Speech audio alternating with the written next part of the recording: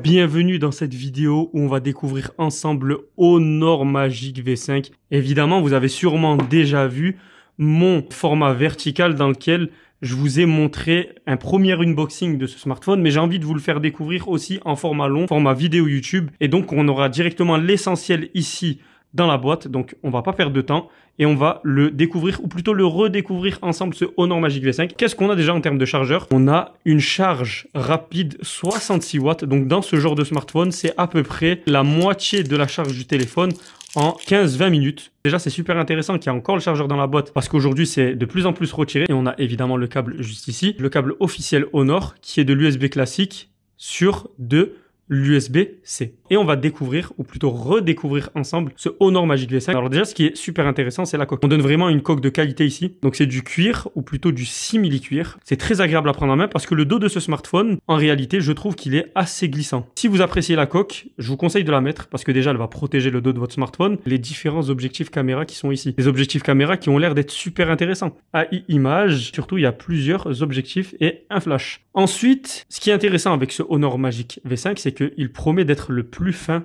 du marché. Et c'est vrai que moi, au début, j'étais pas trop intéressé par les smartphones pliables parce que même s'ils avaient une double utilisation smartphone et une utilisation tablette, le problème, c'est qu'ils étaient assez lourds. Alors que là, il est super léger. C'est sûrement le plus fin que j'ai eu. La coque, elle a rajouté beaucoup de poids. Et on peut voir à quel point il est fin par rapport à l'épaisseur du smartphone. Si vous oubliez la coque, juste ici, l'épaisseur du smartphone, c'est tout simplement la connectique de charge. Et ça, c'est super impressionnant. C'est un smartphone qui est ultra fin. Il m'a l'air d'être quand même super résistant. On l'a vu lors des démonstrations. Il est plutôt résistant et rigide. Ce qui est intéressant, c'est que c'est un format tablette qui est plutôt carré.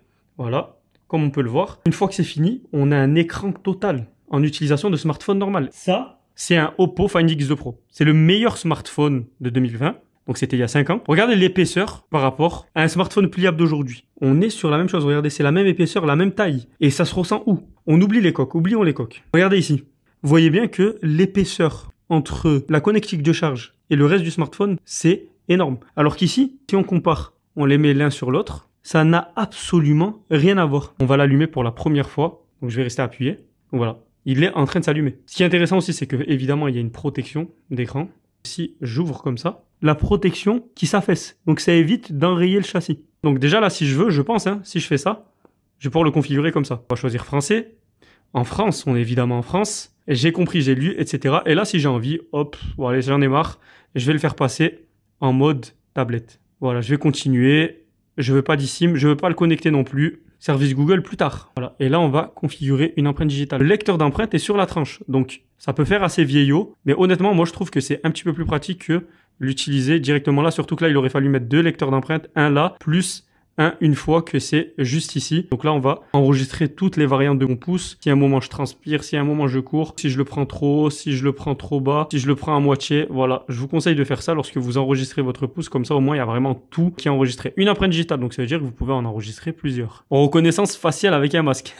Le trauma du Covid-19, quoi. Oui, on préfère les gestes. Évidemment qu'on préfère les gestes. Ceux qui utilisent les boutons, les gars, vous êtes has-been. Non, je rigole, ça peut être bien, ça dépend des gens. Et donc voilà. Voilà les gars, le display. Voilà le display, voilà le Honor Magic V5. Vous en rêviez d'un smartphone pliable, puissant et léger.